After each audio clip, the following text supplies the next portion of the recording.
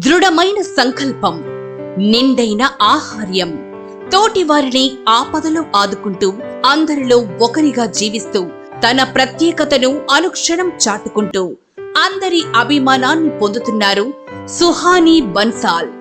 తన దృఢ సంకల్పంతో ఉన్నత స్థానాలకు ఎదుగుతూ తోటివారికి చేయూతను అందిస్తున్నారు సుహానీ.